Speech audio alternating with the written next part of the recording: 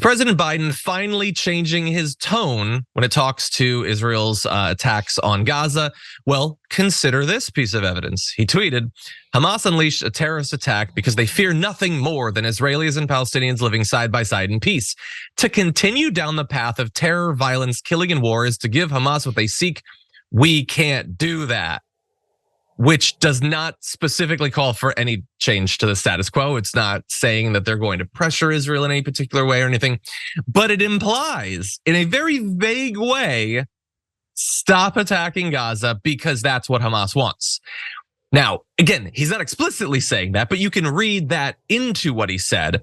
I will throw out before we discuss, like, you can't just say, hey, stop the bombing because over 15,000 civilians have died, including thousands of kids. You have to say, stop the bombing because that's what Hamas wants. I don't like, do you really need to do like reverse psychology? Can you not just stand up for the inherent sanctity of life? But this is how he's gotten to this still weak, still just mediocre, let's not have war. I don't know. Should we draw anything from this? Are you excited by this, Francesca? I think it was a very interesting tweet, and I was trying to read into it as well. First things first, if he's talking to Israel, there's other ways. I believe you're in constant communication with the government of Israel. I believe that you've been in lockstep with their military incursion into Gaza and the murder of 15,000 people, the vast majority of whom are not only innocent, but are women and children. By Israel's own estimates, only 1,000 to 3,000 people killed were actually Hamas fighters. Let's put that aside, but look at the language that he's using.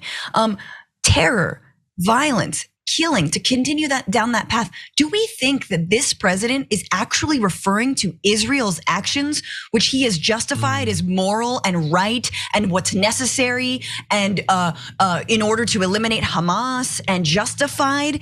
Do you think he'd ever characterize them as terror, violence, killing? No, it's collateral damage. It's Palestinians somehow just die. You know, they pull down the missiles onto their own homes. Like that is what makes me think that this tweet is actually maybe directed to Palestinians and or people like us, progressives and peace activists in the United States who want to see a permanent ceasefire. So I don't know who this is for, John. I am just like, it projects weakness no matter how you cut it. Yeah, look, I think that is a perfectly appropriate speculative read on who it's targeted for. I mean, the major issue here is that it is not clear. And so everyone's gonna read into it slightly differently. One way, maybe if I'm trying super hard to be like devil's advocate or whatever, is it's intended to be read by everyone. Right. So part of some of the words are for one side, some are for the other. So he's definitely saying, so if we've got terror, if we can bring it up, terror, violence, killing, war, okay? So the war, that's Israel. War, Israel is engaging in war because by definition, from their point of view, Gaza, the Palestinians can't because they don't have an actual military. The killing, maybe he'd apply to Israel.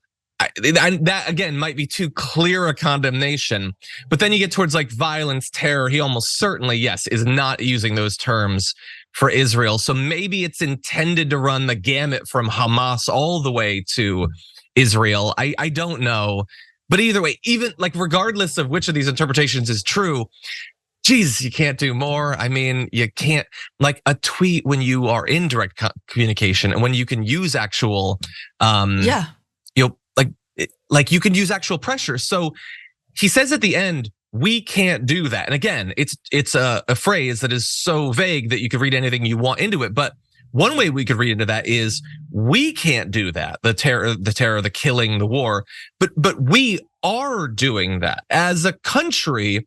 We are providing aid and arms and selling bombs and guidance systems. We are a part of that killing and a part of that war and a part of the terror that people in Gaza are experiencing. And you and I can't immediately change it. I can't press a button and stop being a part of that.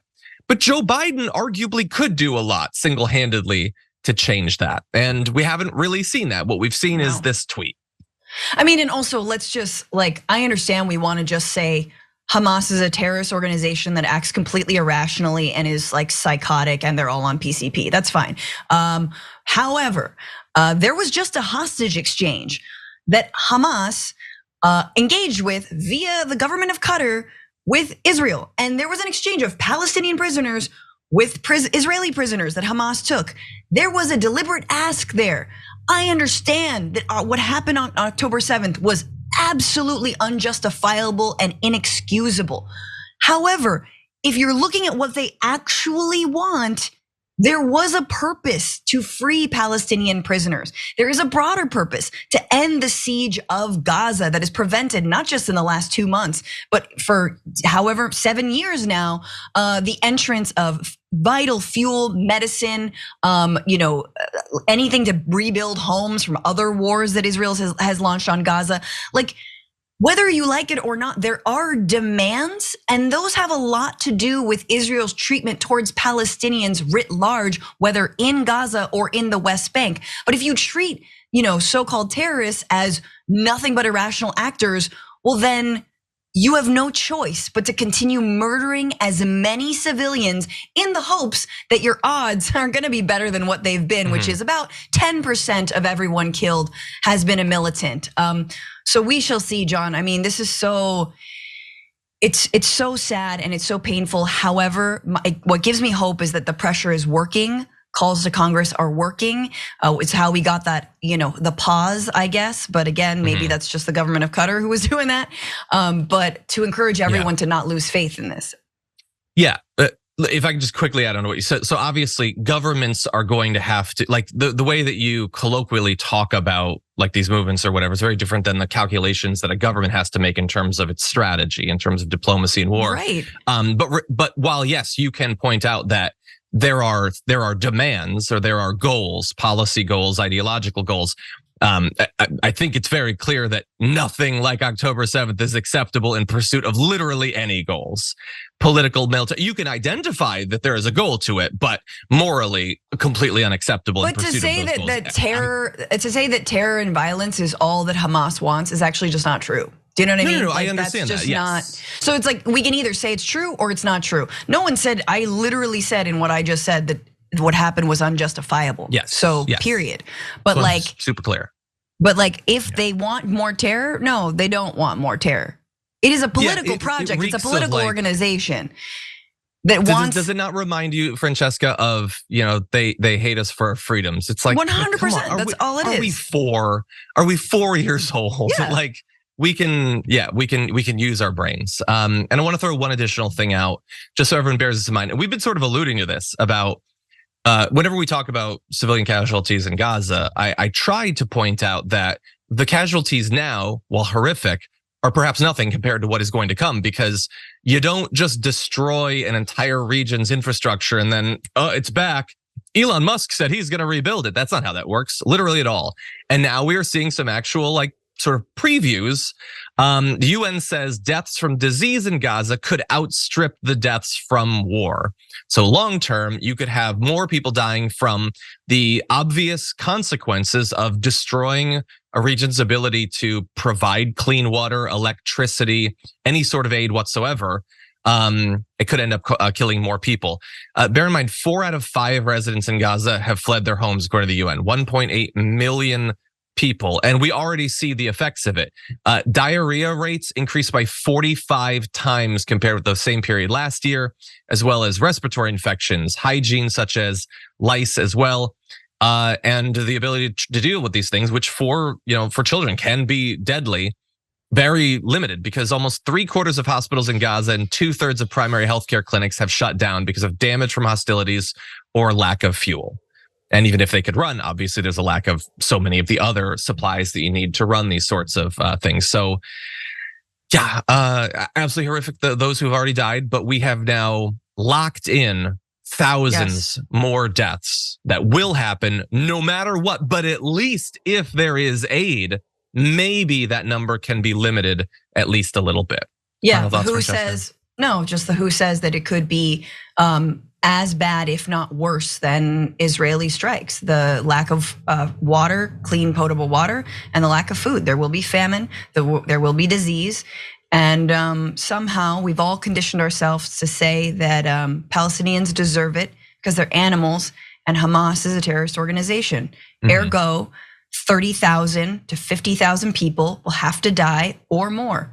And I think everyone needs to morally reckon with what we're actually saying and understand how many children and families are dying because of this. This is unconscionable and it needs to stop. Yeah. It reminds me, I don't know if it reminds me of Yemen, basically. Like it feels very similar to that in terms like protracted bombing that destroys the infrastructure. You necessarily end up with famine and outbreaks of disease and the inability to deal with it. And at least in this case, there's a little bit more international focus on it. For some reason, Yemen, nobody wanted to talk about that except for a couple Ro-Khanna and a couple of people. And the dystopian nature of it is that it's happening literally right next door to one of, the biggest economies and militaries in the Middle East and in the world, like Israel, like right next door to people in swimming pools and apartments and just like chill and living their lives and making fun of Palestinians on TikTok. And it is wild. And this is that dissonance that is occupation and ethnic cleansing. Yeah. Yeah, and I'm glad that you pointed out, like the horror of how many have died, particularly the children. Like we obviously really care. And I assume that the vast majority of those in the audience really care. But even we run up against the sort of built-in psychological limitations of human brains in that however horrified you might be by hearing a story of like one child dying in the news, you do not have the cognitive capability to scale that up to 4,000 kids. You just don't. Like you cannot be 4,000 times more horrified, even though you probably should be, because right now children are dying and more will be dead between now and our next show. And we're horrified, but horrified enough? I don't think so. Not based on what I'm seeing. And I'm not talking about us or you guys. I'm saying from people who have actual power to change the situation.